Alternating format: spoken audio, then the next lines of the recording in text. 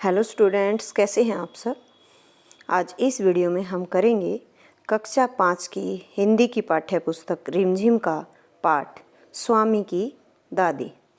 इस वीडियो में हम इस पाठ के अभ्यास के प्रश्नों के उत्तर करेंगे।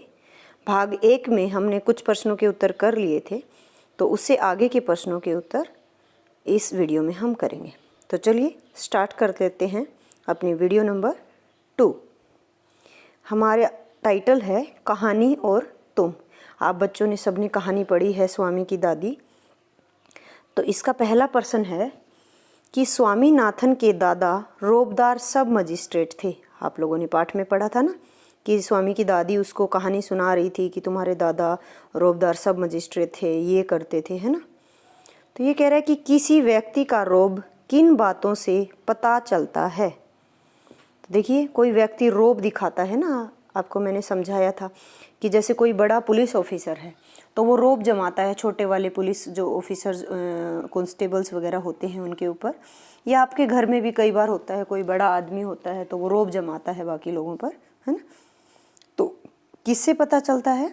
तो आपको पता है कि किसी व्यक्ति का रोब उसके पद, यानी कि वो किस पोस्ट पर है, उसके व्यक्तित्व, उसका व्यक्तित्व कैसा है ना, कि डरावना है, वो लोग उससे डरते हैं, या उसका व्यक्तित्व इतना प्रभावशाली है कि लोग उससे प्रभावित हो जाते हैं, और अन्य लोगों में उसके आदर सम्मान से, यानी कि दूसरे लोग उसका कितना आदर सम्मान करते हैं, उसकी कितनी इज्जत करते हैं, तो इसी से उसका पता चलता है। ठीक है, तो आप ये बिल्कुल साधारण सा उत्तर है, आप लिख सकते हैं। हमारा अगला प्रश्न है, क्या तुम्हारे आसपास कोई रोबदार व्यक्ति है? शब्दों के जरिए उसका खाका खींचो। खाका खींचो यानी कि जैसे आपके मन में उसके प्रति कि वो कैसा है, आपके अगर पड़ोस में है, आपके घर में है, मान लिया आपका दादाजी हैं, आपके पापा हैं, रोबदार व्यक्ति हैं वो, यानी कि वो रोब जमाते हैं सबके ऊपर, सबके ऊपर उसका बहुत प्रभाव है। तो आपको शब्दों में वो चीज़ें लिखनी है कि सामने वाला पढ़े और उसके दिमाग में भी वैसी वैसी चीज़ें आ जाएं। इसको बोलते हैं खाका खींचना। खाका खींचना यानी कि उसके बारे में शब्दों में बातें लिखना, जिससे पढ़ने वाले के मन में वो चित्र बन जाता है। तो देखिए, सबके घर में ज़रूर होगा, किसी का पापा रोबदार होगा, किसी के दादाजी रोबदार होंगे, अगर नहीं है तो आपके रिश्तेदारी में कोई, आपके पड़ोस में कोई होगा। तो हमारे पड़ोस में है एक अंकल हैं, ठीक है, तो घर के पास में ही उनका घर है। तो मैं अपना उत्तर इस तरीके से दे सकती हूँ, आप भी अपना उत्तर दे सकते हैं कि हमारे घर के पास एक रोबदार अंकल है, वह पुलिस में है। आपको पता है मेन क्या होता है कि मेनली जो पुलिस में होते हैं बड़े ऑफिसर्स, वही ज़्यादा रोब जमाते हैं ना, तो वो पुलिस में है। अब देखिए, कई बार क्या होता है, जो पुलिस में होते हैं ना, जो बड़े लोग होते हैं, दाग जमाने के लिए ना मूछें बड़ी बड़ी कर लेते हैं, खास करके हरियाणा में, है ना। तो उनकी भी मूछें बड़ी बड़ी हैं, और जिनका कद अच्छा लंबा होता है, जो तगड़े होते हैं शरीर से, वो भी क्या करते हैं, उनकी भी अच्छी धाक जमती है, तो उनका भी शरीर काफ़ी मजबूत है, यानी कि काफ़ी हट्टे कट्टे ऊंचे कद के हैं वो। उनकी आवाज़ बहुत बुलंद है, होती है ना, किसी किसी की आवाज़ में बहुत आप अगर देखेंगे वो बोलता है तो ऐसे लगता है रोब झाड़ रहा है ना।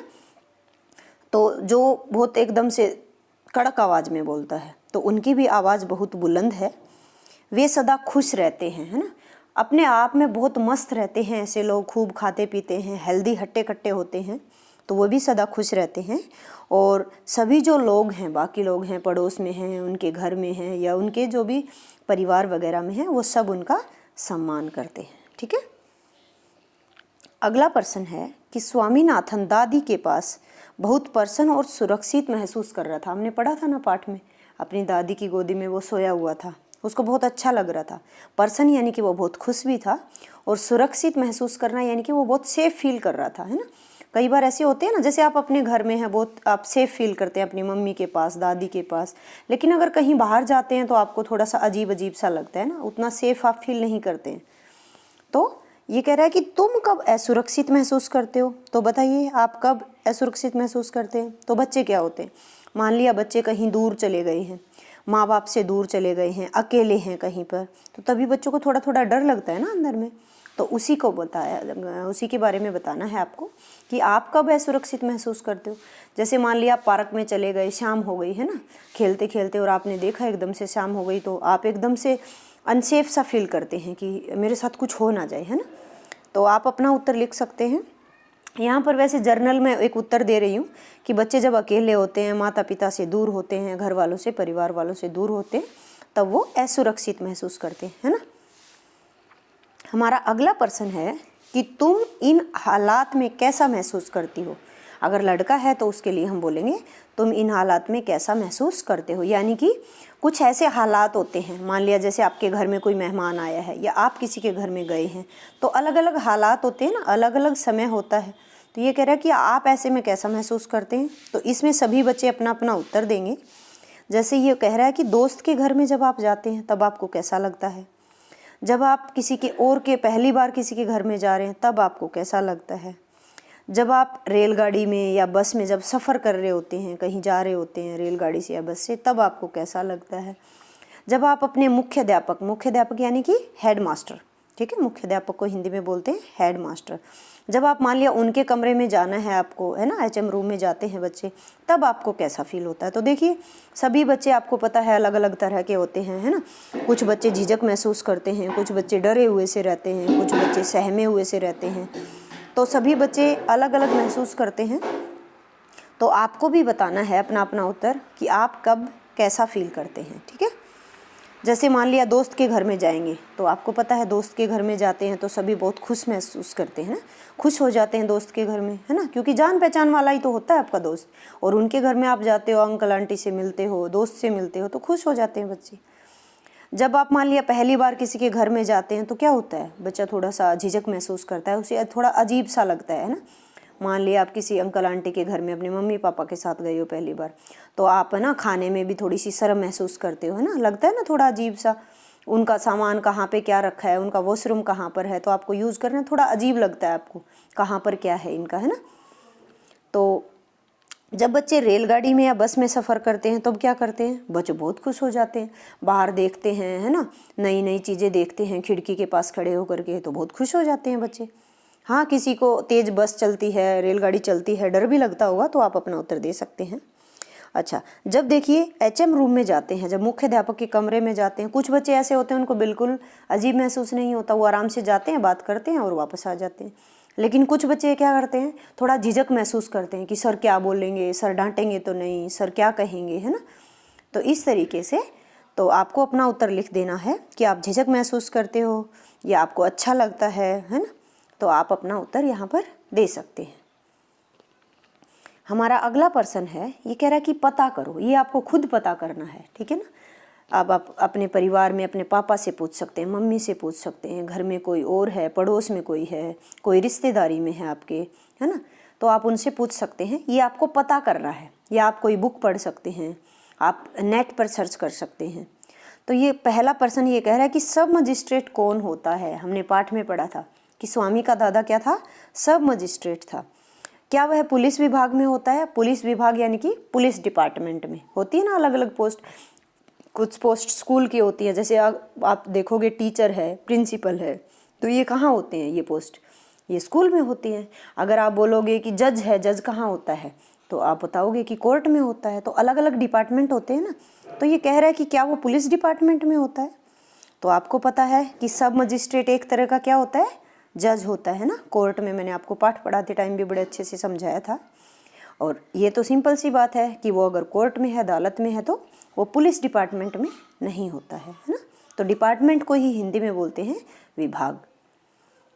अब अगला प्रश्न है कि जो आपका घर है या स्कूल है वो किस थाने में आता है। सभी बच्चे अलग अलग जगह से बिलोंग करते हैं, तो कौन से थाने में आता है ये आपको अपने पापा से पूछ लेना है। अलग अलग जगह के अलग अलग एरिया के अलग अलग थाने होते हैं। थाने में कौन कौन से पद होते हैं, देखो जैसे मैंने आपको समझाया था स्कूल का एग्जाम्पल दे करके, कि जैसे आपका स्कूल है, स्कूल में अलग अलग पद होते हैं, प्रिंसिपल है, HM है, फिर टीचर होता है ना। और उन थाने में कौन से पद होते हैं, उसके बाद ये कह रहा है कि उन व्यक्तियों के नाम भी आपको पता करने हैं। तो अगर आपके आसपास कोई पुलिस डिपार्टमेंट में है तो वो आराम से बता सकता है कि वहाँ पर किस पद पर कौन व्यक्ति अभी है। आपको एक ये तालिका दी हुई है, तालिका यानी कि ये बॉक्स में ये जगह दी हुई है, यहाँ पर आपको भरना है, बुक में भी भरना है, उसके बाद कॉपी में भी नोट करना है। तो यहाँ पर जो भी आप जानकारी इकट्ठा करेंगे, किसी से पूछेंगे, यहाँ पर दर्ज करनी है। दर्ज करना यानी कि लिख देना है। तो ये कह रहा है जैसे थाने का नाम क्या है, जैसे आप रोहतक में पढ़ रहे हैं, स्कूल आपका रोहतक में आता है, तो यहाँ पर आसपास जो भी थाना होगा, अलग अलग थाने होते हैं। जैसे आपने शहर में देखा होगा सिटी थाना होता है, बाहर देखोगे तो सदर थाना होता है, तो अलग अलग थाना होता है। आपका घर या आपका स्कूल किस थाने में आता है, यहाँ पर आपको उसका नाम भर देना है। उसके बाद पद कौन से होते हैं, अलग अलग पद होते हैं, मैंने अभी बताया उन पर कौन से व्यक्ति हैं। तो यहाँ पर ये डैश लगाया है, तो आपको ये भर देना है। जैसे देखिए हमारा घर थाना डैश में आता है, तो डैश में आप अपनी जगह का नाम भर देंगे, है ना। थाने में SHO मैंने आपको बताया था ना, पुलिस में ही एक पोस्ट है SHO। उसके बाद उसके नीचे की पोस्ट पर कौन होता है, इंस्पेक्टर। इंस्पेक्टर के बाद उससे छोटा सब इंस्पेक्टर, सब इंस्पेक्टर के बाद हवलदार, और सबसे छोटा होता है फिर सिपाही। तो ये वाले पद होते हैं एक थाने में। तो अब आपको यहाँ पर आपके आसपास जो भी थाना है किसी से पता करके इस थाने का नाम और इसकी इन पद पर SHO की पद पर कौन व्यक्ति है, इंस्पेक्टर की पद पर, सब इंस्पेक्टर के पद पर, हवलदार के पद पर, सिपाही के पद पर, वो कोई भी हो सकता है, कोई जेंट्स हो सकता है, कोई लेडी हो सकती है, सबका नाम होता है। तो आप यहाँ पर नाम पता करके भर देंगे। तो इस वीडियो में आज हम इतना ही करेंगे, बाकी के हमारे जो प्रश्नों के उत्तर हैं वो हम अगली वीडियो में करेंगे।